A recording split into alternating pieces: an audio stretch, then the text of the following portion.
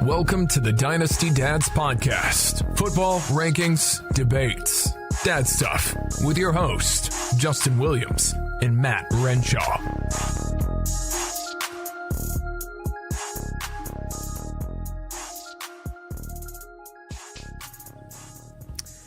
And welcome everyone to the comeback edition of the Dynasty Dads Podcast. I am your host, Justin Big Willie Williams, and with me, as always, my good friend, Matt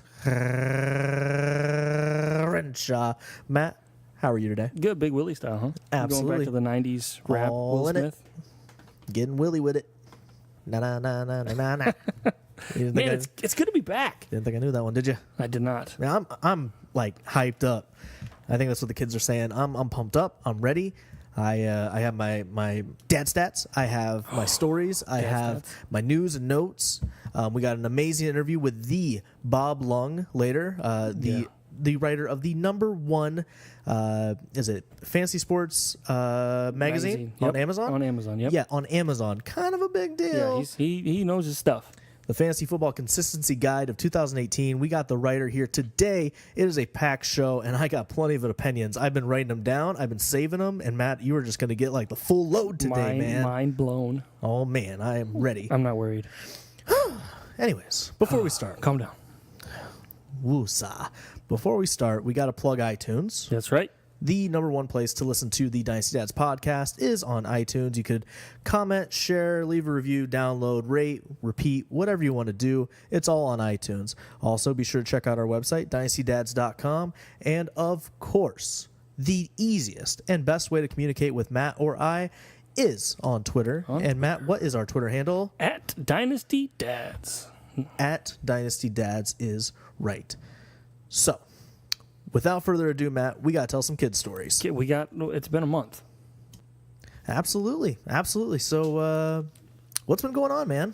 Oh, man, I have a 2-year-old that wants to be a 12-year-old. 2 going on 12. Oh, my goodness. She Happens all the time. Like, the fits that we're throwing, I think they're hilarious. I laugh. I feel bad as a dad because I laugh when she throws fits. Like, she's on the ground doing whatever. Today, we're putting her down for a nap, and obviously she doesn't want a nap because she's 2 and she never wants a nap. So I put her down, and she just starts crying. I'm like, why are you crying? You put my blanket on my neck. And like, just stupid. And I start laughing. I'm like, okay, whatever. So then I put it down again. But it's like we're in that stage where she cries about just the weirdest things, and I just laugh. And I'm sure that I'm a terrible father for laughing at my child who's having a meltdown, but Probably not something to share with the whole world, Matt. But anyways, boy, I just don't know where to go from child abuse. you don't. Oh, it's not child abuse. It's passive child abuse. Oh, it is not passive child abuse. There's a Reddit for Get that, I'm out sure. of here. I'm sure there is. There's Reddit for everything. That's true. Well, Yeah, in what the do you totally got? opposite spectrum, You love my princess of my princess of a baby girl just had her 1-year-old birthday party. Yes. This past weekend, and she's driving. I see. yeah, she got completely spoiled. We already screwed up because we don't know how we're gonna top it. Hey, you know what though? I can guarantee you that's the cheapest car you ever buy her. Probably. We got her the wife and I got her a nice little car. My parents got her like a carousel kind of thing that you could carry her around in, and then my mother-in-law and father-in-law got her just a bunch of great stuff too. It's ridiculous. She had like a whole table filled with stuff and presents and gifts, and it was very nice. And my wife is a big, like, lives for birthday parties. Yeah. Like, so she goes all out and did a lot of work into it. And she's crafty. Like, she does crafty stuff. Oh, absolutely. Yeah. She runs her own business now, Right, yeah. using her creativity. Yeah. And she did a lot of that stuff. And then my mother-in-law helped her, like, set everything up. And it was this big elaborate setup. And oh my God, it was just a lot. I was exhausted, and all I had to do was like watch the kids in the morning. You didn't have to do anything. I was exhausted. Yeah. So it was pretty nice. It was a great turnout. And my son has been doing swimming lessons for the past like 4 weeks, I believe. Okay, so he's not doing baseball, he's not doing soccer, or he's not doing football, he's not doing soccer. Well, baseball ended. He wants to get into football now. Oh, good. Tackle Monster is back. Yeah, absolutely. So I was like, okay, cool. We'll try it out again. And like, I'm not going to push him one way or another. It's just like, as long as he's being active and doing sports, Right. I'm cool. You want to support him in something. Well, yeah, absolutely. I mean, it's whatever. Yeah. It's whatever. You're At this age, they should be active, in my Right. opinion, because I'm not. And no, but yeah, it's been great. He's had a lot to do. We've been trying to figure out different things for him to do and to keep him busy. And Emily's mom actually signed him up for a bunch of different like zoo days. Oh, nice. Yeah, yeah. For those of you who don't know, we live in Council Bluffs, Omaha. and which is right next to Omaha, Nebraska, which has like the #1 zoo in all the U.S., probably the world. Yep. The Henry Dorley Zoo, which is just an amazing facility.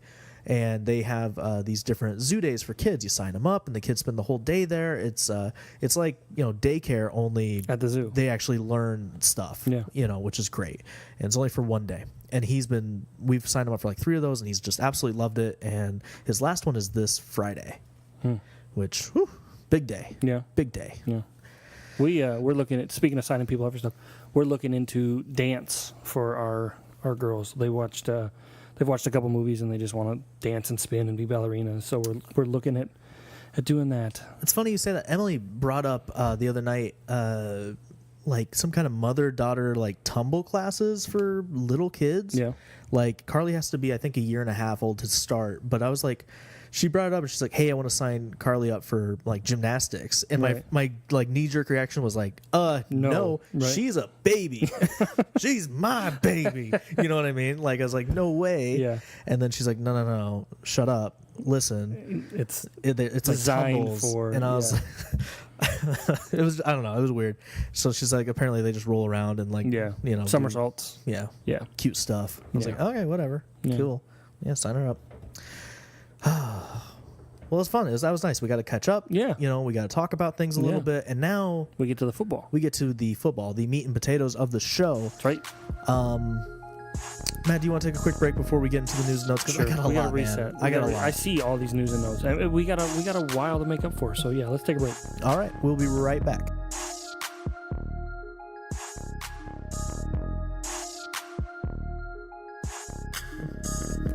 All right, Matt, I'm ready. Are you ready? I needed that break. I'm glad. Let's go. Absolutely. And we should mention we're in a kind of a new station New studio. if you will. Yeah. Airing live from Matt's basement. Hey, there we go.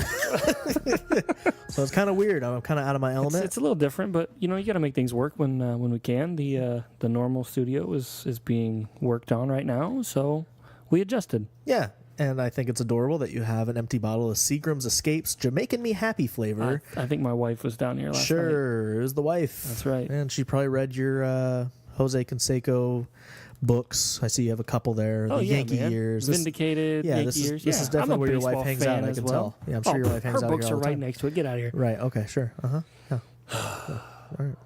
You want another one? We can take a break and have another one. No, I don't need a. That's not mine. You're right. If you had two, you'd probably get tipsy. My So we'll start off with the big news, Matt.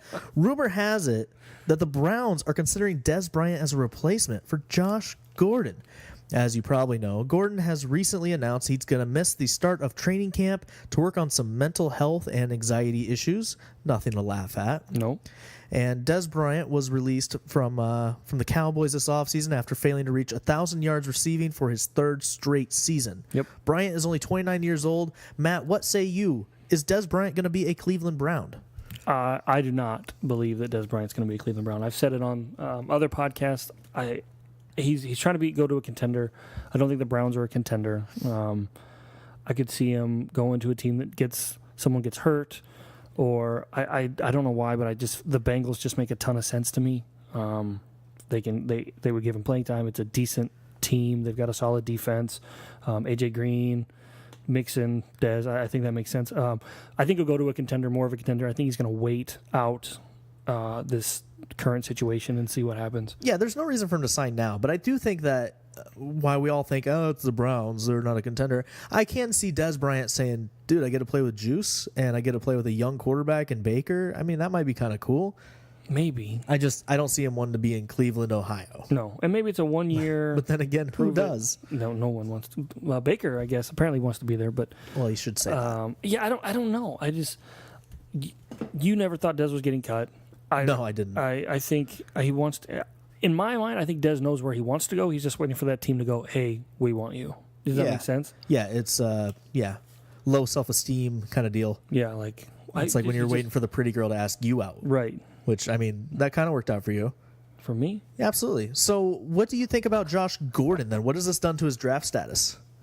I don't think it changes it at all. Really? I don't. I still think he's. I mean, he's a high risk, high reward guy. If you're willing to take that risk, this shouldn't scare you. I don't know what it takes to scare a Josh Gordon believer then, because there has been so many red flags with this guy. You This are is just talking another to one. the Josh Gordon believer. I am just so out on Josh Gordon. I've been out on Josh Gordon for a long time. He put up solid numbers when he played last year. Don't care. With who was his quarterback last year? Don't care. Exactly. You don't even know. Exactly. He's And he put up solid numbers. solid numbers. Okay, sure. Here's my It was thought. a great for what you put into his draft capital and what it probably cost to get him. Yeah, it paid off great for 1 year. Who knows what this is going to do to him this season? Who knows what how this is going to impact him next year? If he plays, he's Antonio Bryant. Juices Antonio who? Antonio Bryant. Brown. Not Bryant. Gosh.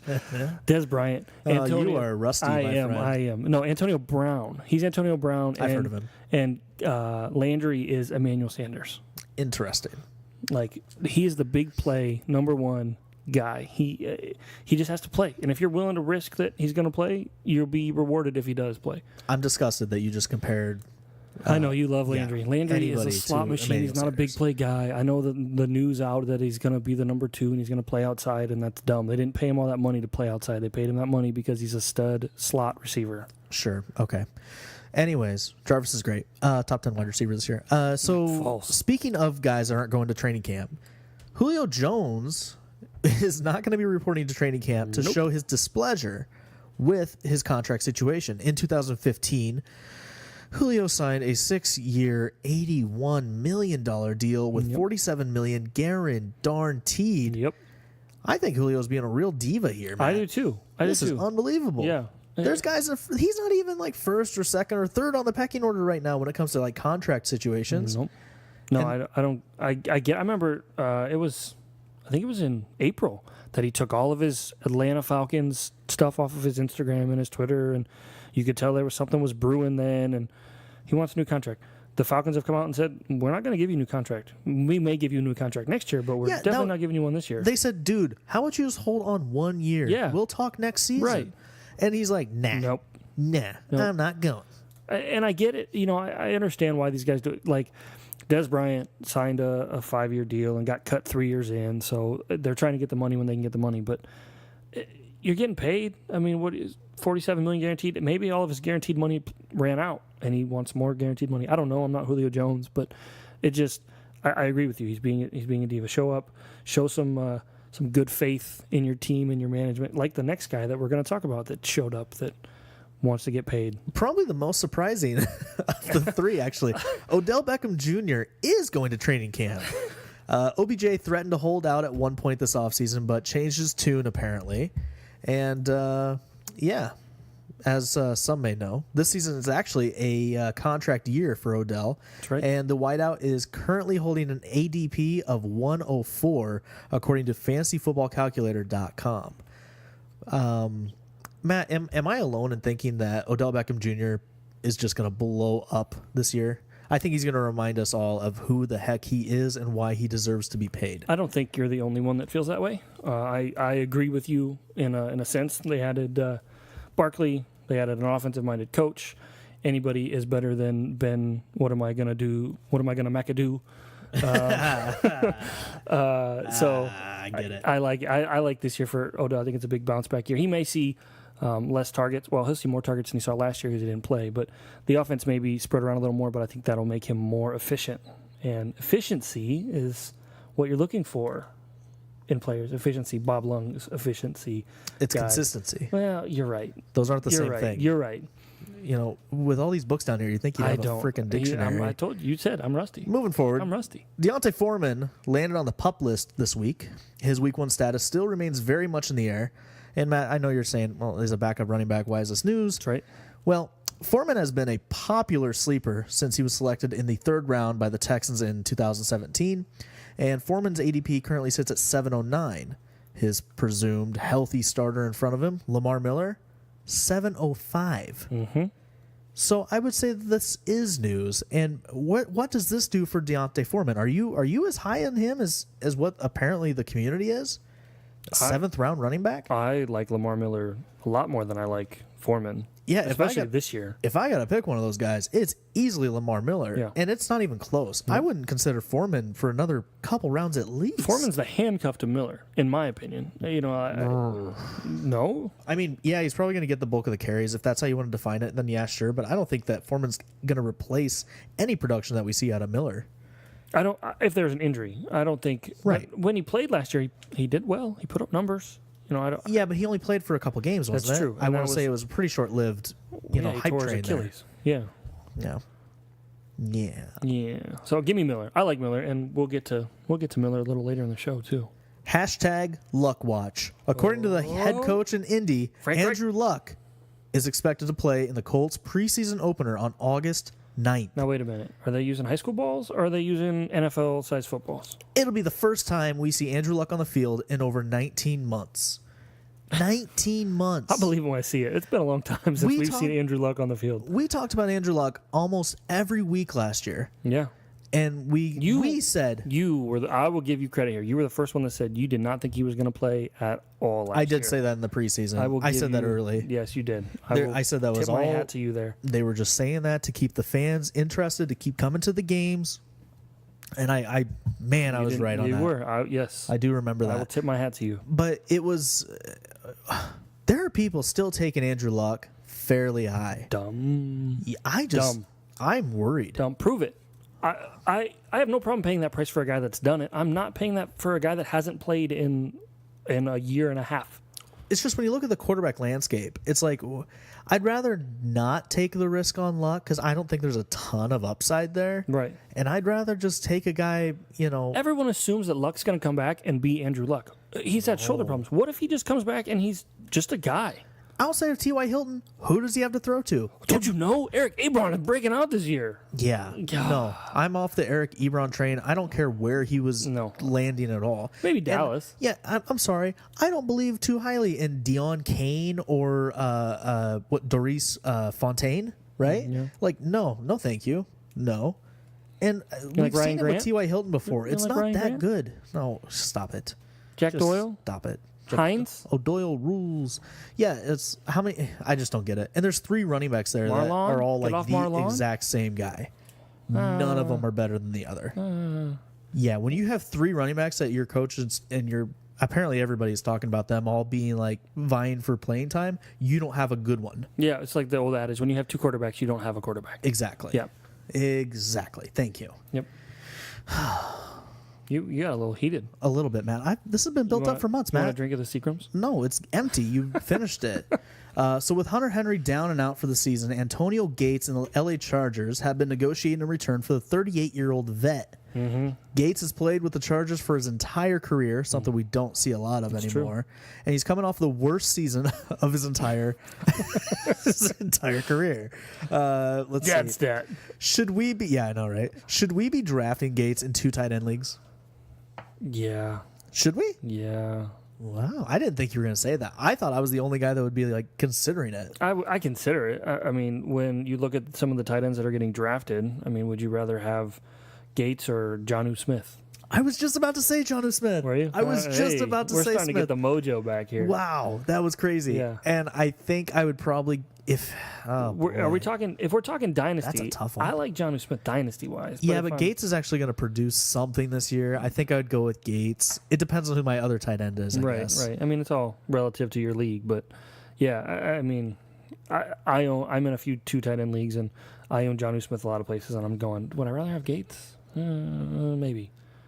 I'm in a league where it's like really deep rosters, and I took over a team that the only tight end on the roster was Antonio Gates, and I had the chance to drop him, and I just didn't because I was like, he's gonna do something. He could like come back. he's going somewhere, and that was before Hunter Henry news. So I'm kind of happy I held on to him. Good call. Good. It looked like a completed wasted roster spot, but look who's laughing now. Good job. Thanks, Hunter Henry, for being injury prone.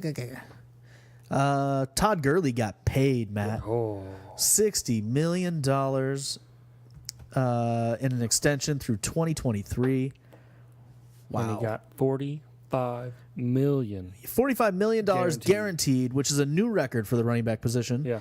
Lev Bell and David Johnson's agents have to certainly take note. Lev Bell tweeted. What did he say? He tweeted a fist emoji, and everyone's like, "Oh, look, Lev Bell, he's jealous, whatever." And he's like, "No, man, I'm happy for him. He's probably happy for him because he knows this is the baseline of my new deal." If you're an upper tier running back, you're cheering for these kind of deals. Yeah, absolutely. Well, and you look at the money. I mean, if we're looking at this money, Todd Gurley set the new high, and then you're looking at numbers. Reggie Bush had a high number, but Saquon Barkley is in the top 5 for guaranteed money to a running back all time, and he hasn't played it down. Yeah, I mean, that kind of stuff happens. I know, but it just goes to show you, like, Lev Bell wants to get paid, and the Steelers don't. I heard this on a I don't know if it was a podcast or radio. The Steelers pay you for what you've done, not what you're going to do. Well, look how long James Harrison hung around and got contracts. Yep. 1 year extension, 1 year extension, I just think, 1 year extension. I think Lev Bell has a legitimate gripe when he was only going to get $40 million guaranteed, and I feel like the Steelers are going to run him into the ground this year. I do too, and Lev Bell seems like the kind of guy. He seems like a very smart kid. Yeah, and I really good rapper too. Can bust a rhyme. Crickets. Yeah, I don't know. I think Bell's going to be fine. I think he's a smart dude. I think he knows what the situation is, and he wouldn't be in Pittsburgh if it wasn't for the franchise tag. Right. Does this situation, does it remind you of anybody else? Any other recent running back that was going into the last year of a contract and wanted to get paid but didn't? DeMarco Murray? That's who I just feel like, and Dallas rode him into the ground. And he was not the same running back after that. He went to Philly and wasn't anything with Ryan Matthews, and then he went to the Titans and wasn't a whole lot there. He did a little in Tennessee. Right, but he was never the same guy he was after that last year in Dallas. I agree. It's hard to recover from that. And just changing teams is hard enough. To change teams after having, a lot of mileage added to those tires, it's even more difficult. Yep. Anyways. Yeah, we started about Gurley and ended with Bell. Amazing. Good job, Gurley. You got paid. David Johnson in a contract year is scary too. I forgot all about David Johnson. He's in a contract year, and if you look at the number of carries that these guys have had, he's easily the lowest on the totem pole. Well, he was an old he took a rookie. whole year off essentially. But he was also an old rookie when he came out. He's 26. Yeah, that's something I don't think a lot of people realize. No. You have to actually look at him a little bit and look at his stats and be like, oh shoot, he's older. Yeah, he's an older running. I mean, he's a good dynasty asset. Don't get me wrong. I'm not saying that, but. He's older. I mean, he's been in the league. I think he's still on his rookie. This is his last year of his rookie deal. And he's 26. It's going to be a fun offseason. Yeah. It really is. Yeah. So the running back market is going to be crazy with Juiced Bell up. and Johnson out there. All right, Matt, I got one more story for you, kind of a lighthearted one. All right. Antonio Brown was announced as the cover boy of Madden 19 Standard Edition, the Hall of Fame Edition, which I'm sure you're going to be buying. Yeah. The cover boy is Terrell Owens. Brown is coming off of the 5th straight 100-catch, 1,200-yard plus season. Wide receiver 1. Wide receiver 1, just an amazing year. He's been involved with Madden promotions for quite a while. Yeah. And, he's obviously a very likable player. Very likable player. Yeah. And they've even they've added like these celebrations. I don't know if you've been keeping up with the Madden. I don't keep up with Madden. Yeah, when it comes out, I'll figure it out. They finally added celebrations. Which is, finally. Something Antonio Brown's kind of known for. They need to add a lot more stuff, but... Oh, you're telling me. EA, get on it. Hashtag DadStat. Oh. T.O. appeared on another football video game prior to Madden. I know this one. NFL 2K5. Yes. A game that many remember as the one football game that almost killed the Madden franchise. Yes. You could play over like 10 years ago in their helmet mode. I remember that. Yep, it was a gimmick. Didn't work out very well. No, it did not. But they have stuff in 2K5 that's still not in Madden. It's true. Sideline reports. That was like the coolest thing about it, I thought. Yep. And just like they were the ones that started like when you did the draft, like your franchise draft, they had like reporters talking about the player that you just drafted. Now it's standard in Madden, but it wasn't when 2K5 came out. In 2005, Madden was actually a really, really good game. But I don't know if you remember, 2K5 came out at $20. Yep. Was the release point. So and cheap. I heard some kind of report when I stole that from another website. But the apparently, like, if you balance it out, like, number-wise, if Madden would have been the same price, 2K5 would have, like, killed it. Oh, wow. Like, killed it, sales-wise. So I thought that was interesting. That's a dad stat. Well, there's not a lot of players in, like, modern-day football, that actually had 2 covers. Yeah. So I thought that was Yeah, interesting. at least in the NFL. Yeah. Yeah. Yeah, well, hasn't LeBron James been on a couple covers? Well, that's no. basketball. Right. It's a whole different sport. Yeah. I mean, there's like 10 really, really good basketball players. Yeah, I don't know. Everybody basketball. else is just like I know really LeBron good, James. but not really, really good. Yeah. Michael. There's like 3 versions of that game too. I don't get it. I don't either. Just make one big game and they've sell got, it for like, $80. They've got like street mode and Street mode. I don't know, whatever.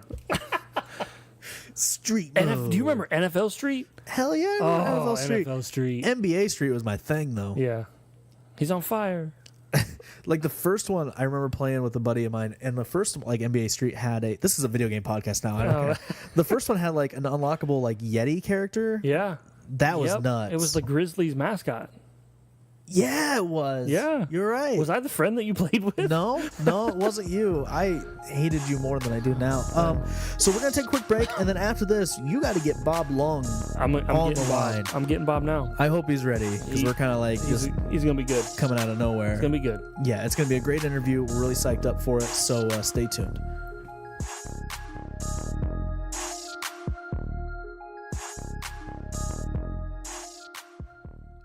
All right. Well, without further ado, we have the Bob Long with us today. Bob, how are you today? Doing great, guys. Thanks for having me on. Always honored to get out there and share the knowledge of fantasy football consistency with folks. Absolutely. So, Bob, tell us a little bit about your magazine, the Fantasy Football Consistency Guide. Well, the Fantasy Football Consistency Guide, this is my basically 3rd year doing this. Last year was kind of my, I'll call it my overnight success year after 16 years of writing fantasy football consistency. And it certainly was a big seller for me, and I'm excited about it doing so well this year. But basically what it's out there for is for helping people who, if you're in a league, fantasy football league, or a bunch of leagues, and you're just getting by, or just missing the playoffs by 1 or 2 games. It may be the fact that you just don't have the right consistent players on your team, and especially if you're scoring a lot of points and not making the playoffs. So I created this system to kind of identify those kind of players, both good and bad, because there certainly can be players who look like they're really good in total points and do a terrible job in consistency. And so it's just there to help people, kind of another tool to add to your arsenal for draft prep. I always say I'm the fries to the big guys' sites, or the big sites' Happy Meals, and that's what I always feel like I'm a good part of. I love Happy Meals. Yeah, Matt's favorite deal is I like a Happy Meal the deal. fries, though. The fries are the best part. The one thing that I'm the most curious about is, like, how did you come up with this? Where did this all start? Well, it started so I've been playing fantasy football since 1985. And we started before the internet, so it was all touchdown only. So if you didn't score a touchdown, you didn't get any fantasy points. And so That sounds awful. I won some titles, but there was also years where I was one of the top scoring teams and I didn't make the playoffs. And it really came to fruition in 2002 when I had Sean Alexander that year. He won the league MVP, rushed for 15 touchdowns, but he scored 5 of them in one game on a Monday night, and 2 other games he had, I think, either 2 or 3 in both of those games. So he scored like 11 of his touchdowns, of his 15 touchdowns, in just 3 weeks. And the rest of the weeks, he got nothing.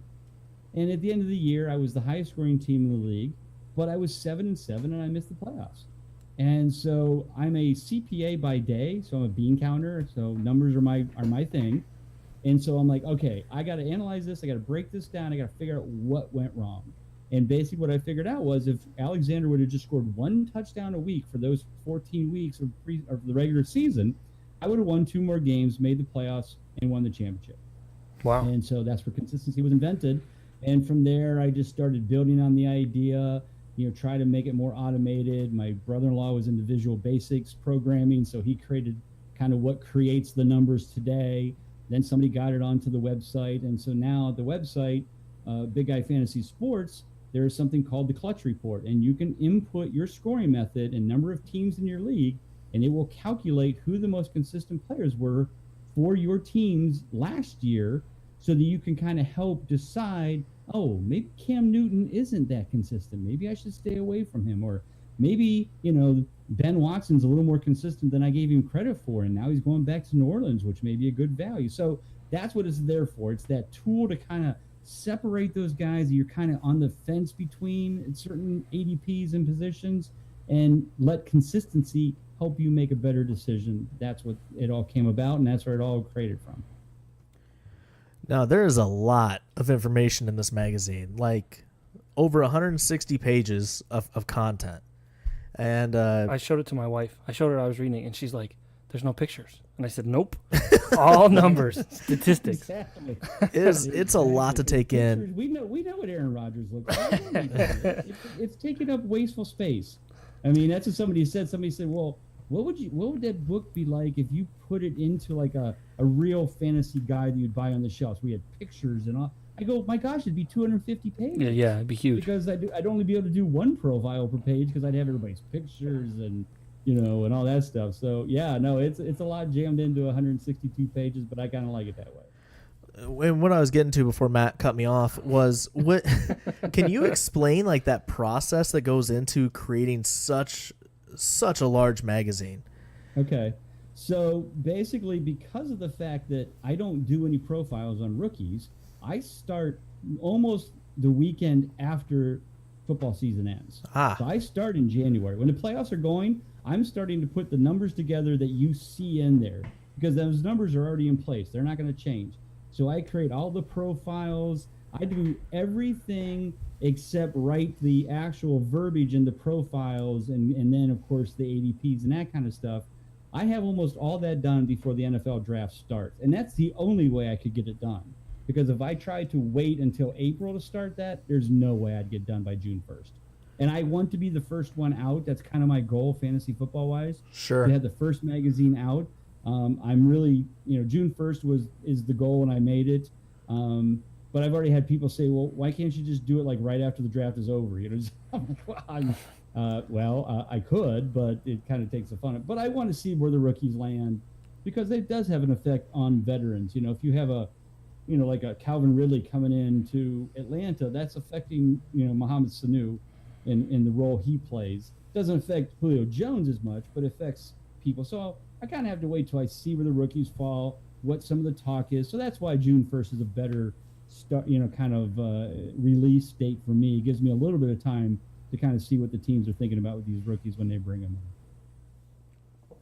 So without giving away too much, I know the one question we're going to have is, who is the most overrated player according to your system? Well, you already heard it, and that is one Cam Newton, or as we call him on my podcast, Scam Newton, which I know a lot of people have also called him. But, Sure.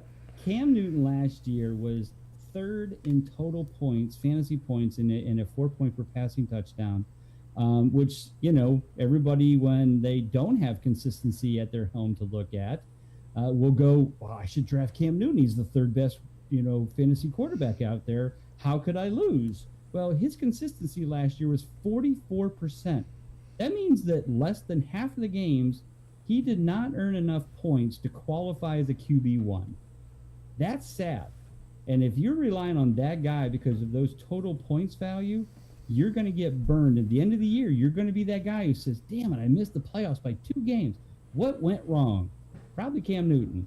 Now, again, you can make up with that if you'd had Todd Gurley last year, but in the end, it's those kind of players, and Cam Newton was a perfect example of that. Alex Smith wasn't much better off, but he's not the kind of guy that people are going, oh, he's the 4th best quarterback because he was 4th in total points last year. Cam Newton, I hear people on Fantasy Sports Radio, other podcasts, just touting this guy like, oh, he's great, he's so awesome, he was 3rd best. Look, he won an MVP 2 years ago. Yeah, 2 years ago when he won the MVP, he was still the 6th best quarterback in consistency. Now, how can you be the MVP and score 400 points and still have 5 quarterbacks more consistent than you? So if you can't be the best consistent quarterback when you're the MVP, you're probably not worthy of being drafted. He's by far my most overvalued. Well, Very interesting stuff. yeah, there's some data that backs that up. Yeah. So what about underrated? You got anybody that's a really, who's your pick for the most underrated player? But I think the most underrated, and I'm talking way underrated. I'm not talking about a guy like Kenyon Drake, who's going as an RB2 and he put up RB1 numbers in the second half of the season last year. That's kind of undervalued. I'm going to go way deep, and I'm going to go to ADP 189, tight end number 23. His name is Ben Watson. Do you know that Ben Watson the last 2 years was a top 12 tight end in both total fantasy points and total consistency? Both years. Did not For know Baltimore and New Orleans. And guess where he's going back to this year? New Orleans. So therefore, you've got a guy who is not even probably being drafted yet in most leagues, and yet he could easily end up being a top 12 tight end and has proved that he's done that 2 straight years. It's not like I'm making up numbers and going, I think that he could be good because he's New Orleans. No, I've got numbers in the guide that show the 2 years that he played, both in Baltimore and New Orleans, that he was top 12, both total points and consistency. In fact, last year he was 69% consistency. He was tied with guys like Jimmy Graham, Delaney Walker. Now, he was 11th in total points, so people kind of look at that and go, that was a fluke. He was 11th in total points. No, his consistency was right there with those guys. And so, here's, like I said, from an undervalued standpoint, you can't find anybody more undervalued than Ben Watson. And I'm just drafting him as my backup in most leagues at this point in the drafts that I've been in. And I'm just sitting there going, well, if something happens to my tight end, I'm pretty in solid position. And who knows, maybe after 3 or 4 weeks, if I see that consistency is going to continue in New Orleans, I'll trade off a Jimmy Graham to maybe get a better RB2 and let Ben Watson be my starter. I like that you said, you've got data to back it up. There are so many guys out there that go, "Oh, trust me, this is what I say, and I've got this, and I know, I can tell, whatever." But you've got data that backs it up, and that's big for me for proving. I don't know about proving, but liking where guys are going to be and something to back it up. I mean, and I tell people, I listen to all other people, and I listen to information and coach speak and people who have connections with teams and beat writers, but it's just thought processes. You hear a beat writer say, I think this is the year that blah blah blah is going to do this because he looks like he's in the best shape of his life. Okay, well, I'll take that with a grain of salt, but that's just like you said, and somebody who's just making some information based on what they're seeing. There's no data to back up that it's going to happen. It's just hearsay. It's just speculation. And that's where we're at right now, too. I mean, this point in the offseason, everyone's getting fluff pieces. Oh, right. This guy looks good, and this guy's in the best shape of his life. This guy can practice really well. Yeah, shorts. This guy's amazingly quick in shorts and tennis shoes. Yeah. So I mean, and that's what I kind of, the book is all about, and why there's no pictures. This is data. I'm giving you data to use as a tool. If you want to use it, fine. If you don't want to use it, that's fine too. And don't get me wrong, I make mistakes, and I certainly have picked players that consistency showed it should work, and sometimes it doesn't. I get that, but more often than not, I'm playing in expert leagues and beating some of the best in the industry, and I've certainly have proven my worth, and then to me, that's all I need to do. And speaking on that point, a benchmark for I think any kind of analyst or podcast host like the Dynasty Dads and yourself, you got invited to the Scott Fish Bowl.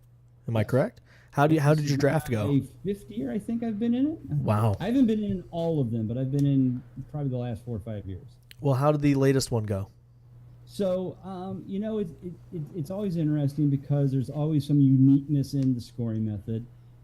As much as I like to say that my clutch report lets you put in any scoring method, it does not track first downs, which is what Scott Fish Bowl does. So I can put in half-point PPRs and all that kind of fun stuff, but I don't track first downs in there. But anyway, So it's a deep draft. There's a lot of players. It's a different strategy because of the 2 quarterback scenario. So that throws off the draft. It's unique, and after playing it for a few years, I've kind of always went with the zig when others are zagging, and I know that Scott is definitely against wide receivers, so he always tries to skew the data, the scoring to not make receivers as valuable. And I take that as it's time for me to zig towards wide receivers. So that's what I did this year.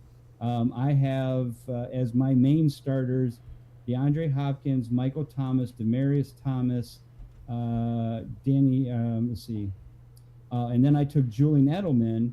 But because this is a full season, and as you get closer to the playoffs, it's more important to have a total point. So I have Edelman kind of as my 5th receiver that I'll use down the road. So that's my receiving core with other guys like Paul Richardson and Danny Amendola and some of those guys, Alan Hearns.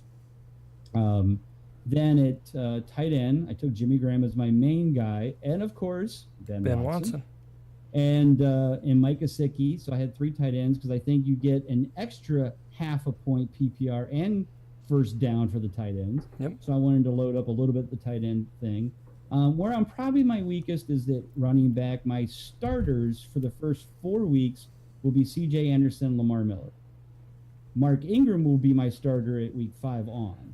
So I grabbed him. So those are my 3 main running backs. But you see, you can start up to 7 receivers. Yep. And only have to start 2 running backs. So that's why I kind of zigged instead of zagged. I took Carson Wentz, and I think the 2nd or 3rd round is my main quarterback, and then grabbed Eli Manning and Flacco. So I didn't get the strongest of quarterbacks, but it's enough to score about 18 to 20 points a week, and Wentz will hopefully make up for some of that as well. So I think overall it's a solid team from top to bottom. It's very hard to look at any team in the Scott Fish Bowl and go, yep, that's it. It's winning it, because it's just that many players and that weird scoring.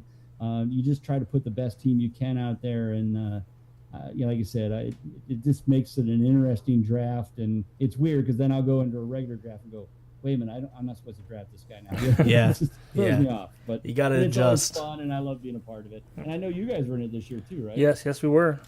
We picked from the 6th spot, and we'll kind of recap that. We went quarterback early, and we took Rodgers with 6, and then tried to load up on running backs, and then grabbed another quarterback. Our quarterbacks are Stafford and Rodgers, so we went with 2 guys that are young that should put up. Yeah, consistent. Yeah, that's what I looked at the report, and I'm like, let me look at Stafford, because I feel like Stafford doesn't get much love anywhere else, and he's consistent every year. He's putting up solid numbers, top 10 guy. One quarterback last year, consistency at 75%, other than Rodgers and Watson, who only played 7 games. Right. So Stafford is the man. I love it. So we went quarterback early, and then just kind of filled in. Our weak spot's probably tight end. We grabbed Austin Seferian-Jenkins late, but you didn't get Ben Watson? We did not get Ben Watson, no. You didn't read the magazine. Not in time. Well, you know who needs to read the magazine? Everybody that's serious about dynasty football or fantasy football in general. Bob, I understand we can find you on Twitter at Bob_Lung. Is that correct? Yep. Awesome. So be sure to give him a follow. And Bob, one more time, can you let everybody know that website that they can go to? So like I said, Big Guy Fantasy Sports, if you want to just get the full VIP package, gives you access to the magazine and all its updates, the tier draft list and its updates, the consistency report, a clutch report, as I mentioned. You can do the, put in your own scoring method. But if you're really one of those people that just needs to have that book in your hands, go to Amazon, buy it there, and then just do the VIP upgrade for $10, and you'll get the best of both worlds. So thanks again for having me on, guys. Yeah, absolutely. And again, this is Bob Lung, the author of the #1 best-selling fantasy sports magazine on Amazon. It is Fantasy Football Consistency Guide 2018. Be sure to check it out. Thanks, Bob, for coming on. Thanks again, guys. Appreciate it. All right, there you have it. The definitive interview with Bob Lung. That was a good interview. Bob knows what he's talking about. Absolutely. Knows his stuff. Statistic-based. Man, if I could have a podcast with Bob Lung and not you, holy smokes, our ratings would be through the roof. Get out of here. I wouldn't forget about you. Get out of here. I wouldn't forget about you. You wouldn't. My back hurts. From what? My back hurts. I didn't know it hurt your back being carried. Let's see, Matt. Let's talk about the Scott Fish Bowl, dude. You were all hyped up about the Scott Fish Bowl. Yeah, You were man. begging Scott Fish on Twitter to let us in. We had him on the show. Be sure to check we out our did. archives and see that interview. Scott Listen to Fish that Bowl. interview because that was great. We fanboyed a little bit there. Absolutely. I fainted. I couldn't sleep. Yep. I remember that. Yeah, I do. Worst night of sleep in my life. Yeah. But Matt, Scott Fish Bowl, dude, I think we rock this thing. I love our team. We have a very, very high floor team. Absolutely. What division are we in? We're Let the people in the know. Homer Simpson division. Dope is Dope. what everybody else said when Dope. they've heard that Dynasty Dads were in that division. Woo! Wow. Yeah. I think you just blew out my eardrum. Don't care. That name again is Mr. Blau. All right. So let's talk about the team, man. Who do we All got? right. So we're picking 6. Right. And, obviously the big 5 running backs kind of leaves us short. So we went Rodgers at 6, kind of mentioned that to Bob. Went on with the quarterback. It's a super flex league, 6-point passing touchdowns. Very interesting. Yeah. I remember when Format. we talked about this, you were like, how was Rodgers not 101?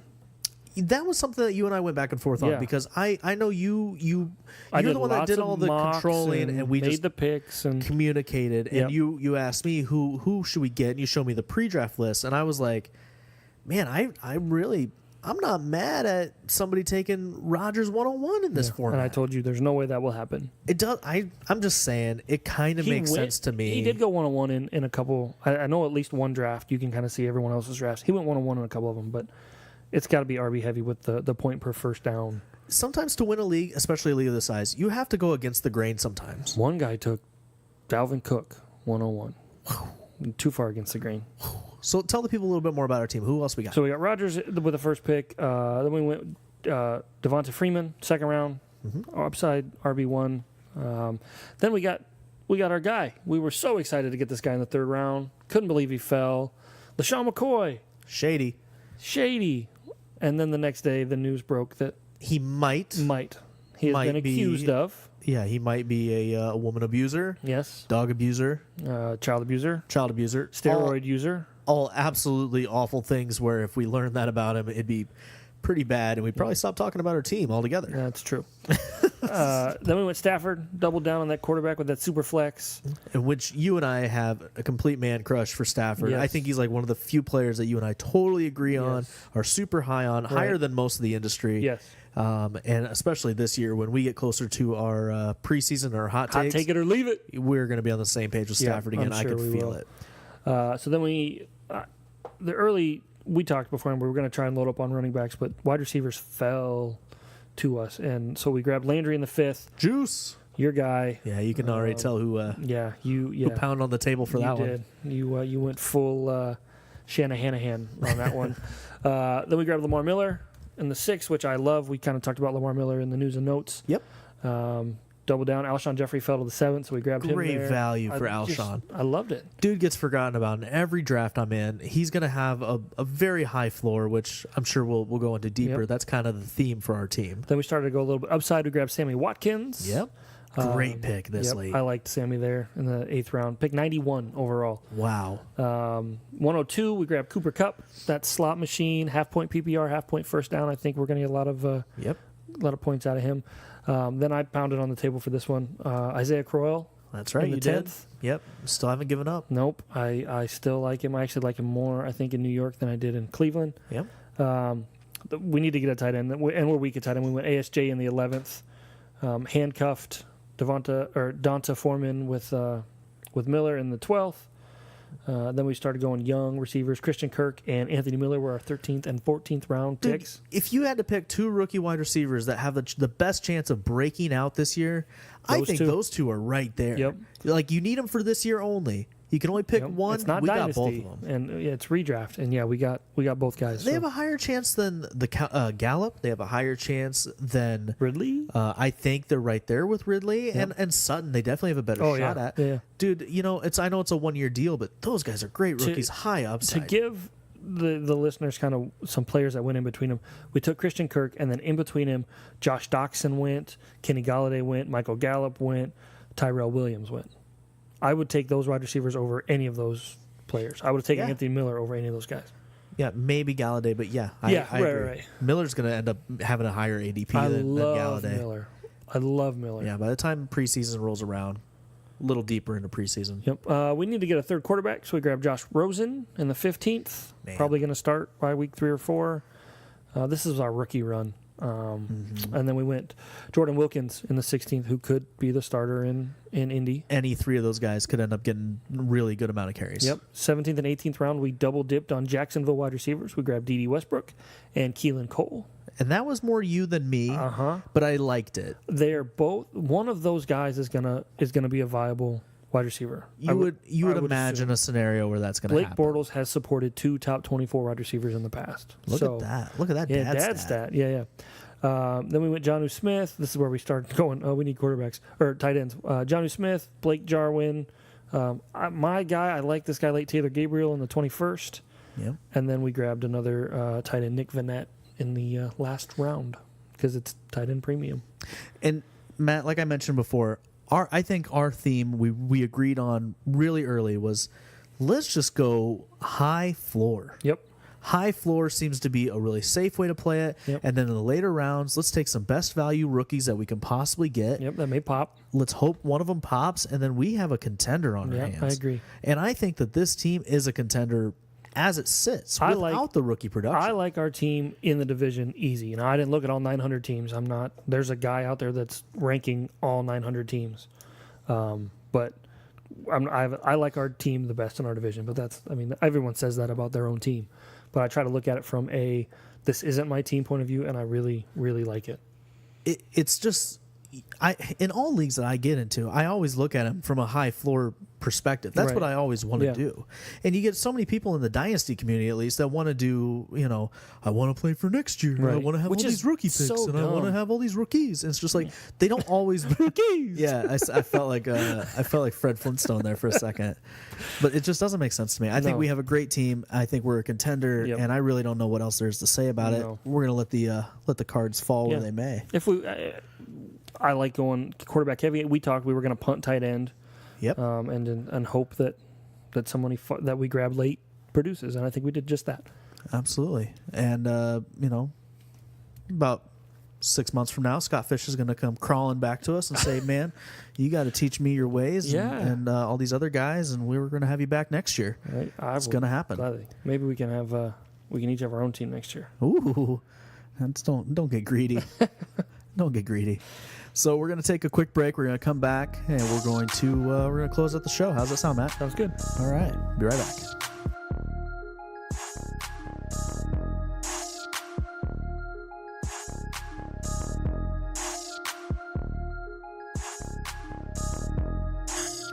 All right, Matt.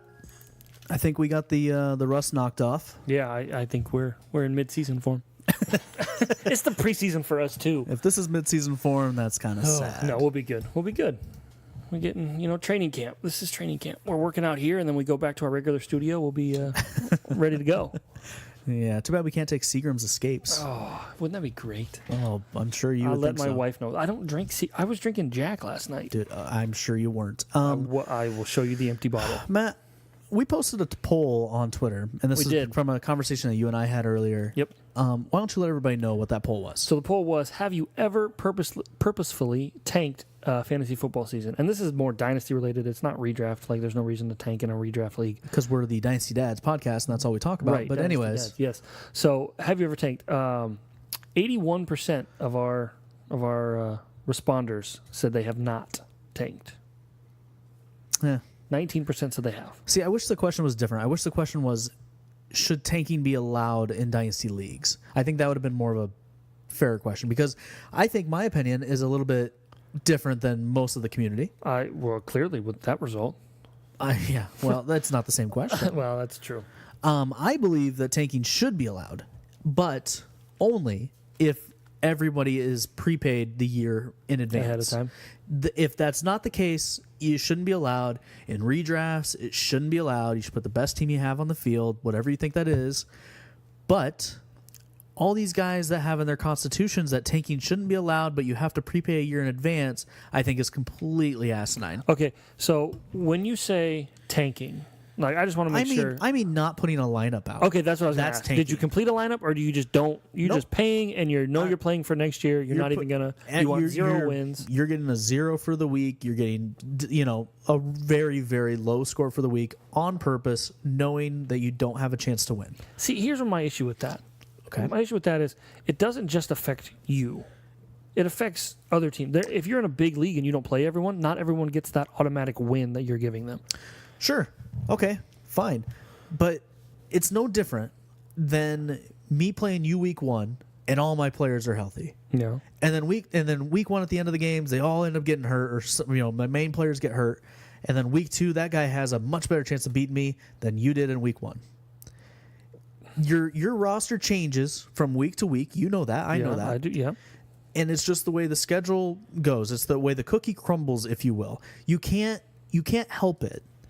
Okay. Yeah, but you can help if you put out a no lineup. But it does. But that's not the. Yes, it's on purpose. Like, I get that point of it. But if that is how you're going to benefit your team, and you are already secured that you are the owner of that roster next season, Yeah. I don't care how it affects everyone else. Me being one spot ahead of you in a waiver order and getting a guy that I don't need but you do, that's not wrong. Right. So- yeah, I'm okay with that. Well, see, it's kind of there. You know what I'm saying? Like, there's a bunch of little things that happen in a fantasy season. Yeah. Especially in dynasty leagues that have ripple effects. But you can't just point out this one thing and say, well, since this one has a ripple effect, it's not allowed. Like, if that's your argument, it's a terrible argument, in my opinion.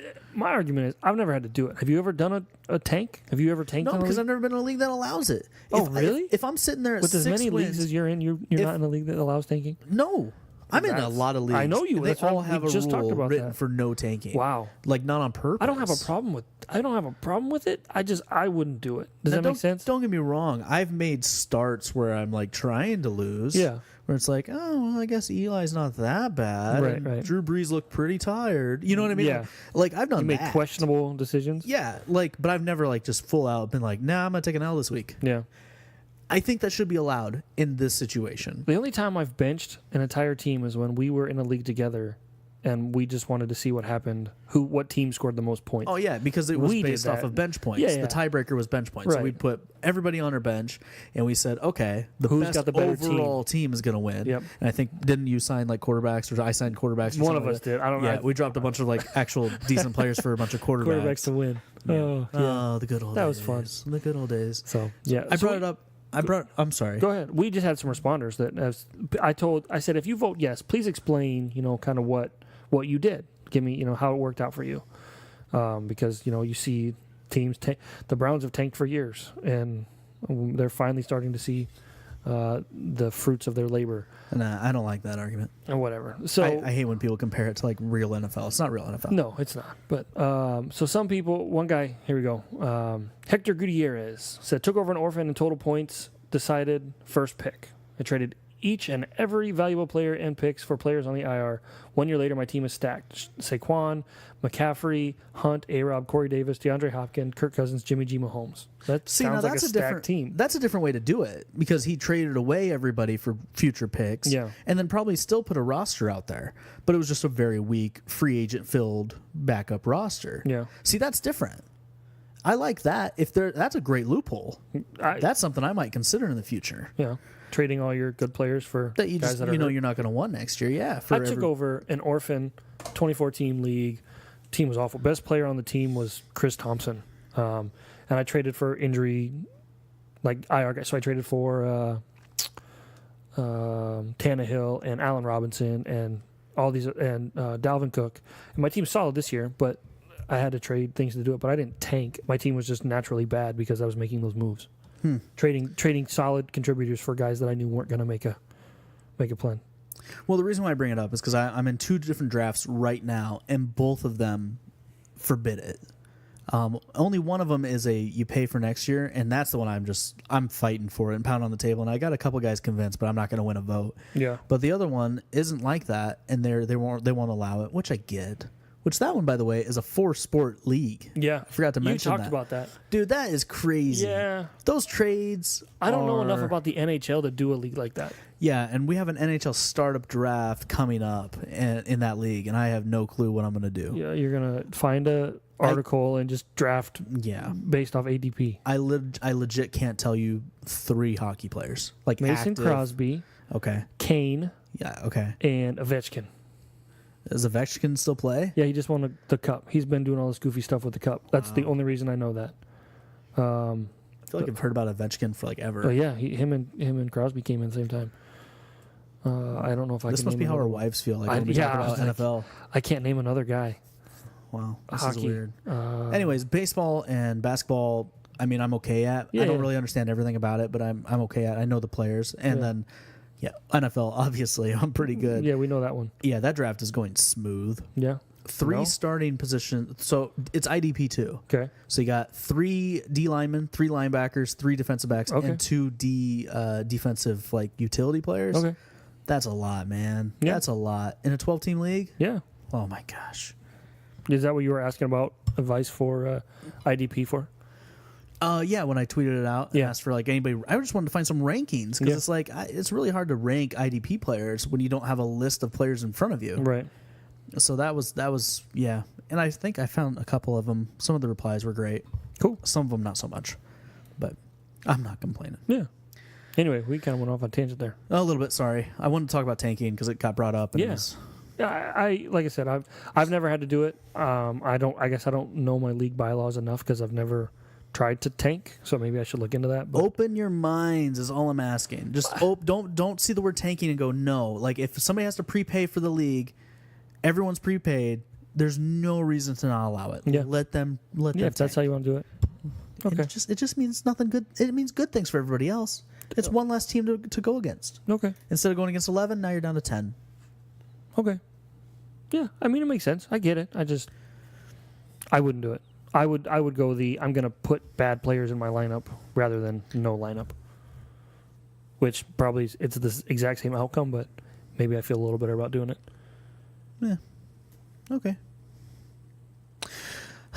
Man, I think that does it for the show, man. Yeah. I'm kind of like We're- fatigued now. We're out of podcast shape. Absolutely. I think next week I think we should talk about contract year players. That sounds good. I think that's a great thing to know. It's very important. If you know who the contract players are, you know who's extra motivated for the Le'Veon Bell, season. David Johnson. Le'Veon Bell, David Johnson. There's plenty of wide receivers, and wide receivers notoriously blow up on Yep. contract years. Yes, There's they do. usually a couple. Yep, quarterbacks too. Yeah, quarterbacks too. So we're gonna dig into that a little bit. We're gonna have some more news and notes because that stuff is really gonna be There's flying. lots of stuff. Training camp is here. Preseason, the first preseason game, August 2nd. Coming up. It's not going to be any good, but it's coming up. It's football. The Bears versus the Ravens. Any starters going to play in that game more than a series? There shouldn't be. I've always believed that there shouldn't be. It's a Hall of Fame game. You know what they should do? You Right. know what they should do for the Hall of Fame game? That should be the Pro Bowl. But what if a player retires? Like, Then they could come back and play one more. It's the Pro Bowl. They don't really play in the Pro Bowl anyway. no, because that screws up your whole like incentive pay scale and your books for numbers and all that stuff. I mean, from a business standpoint, that sounds awful. Then do the All-Star Challenge then. I don't know, something. No one, that's not real. It's real football, don't get me wrong. It's real football, but it's not anything anybody wants to I don't watch. mind preseason football. I can't watch a whole game, but I don't mind the first half of a preseason football game because you're actually seeing players that are backups. This is what us dynasty guys need to know about. Right. Now, I mean, if they perform great, we always say, "Oh, they're the next big thing," and if they don't perform great, we always say, "Oh, it's just a preseason game." But Right. still, it's something we need to know about. All right, Matt. Well, anything else you want to add before we? Nope. I'm off going the to air? make sure I stretch before next week's episode. Yep. Sure, and be sure to have a couple of Seagram's escapes next year too, Yeah. or next Bring week. I'm the, sorry. Bring the jack down. Sure.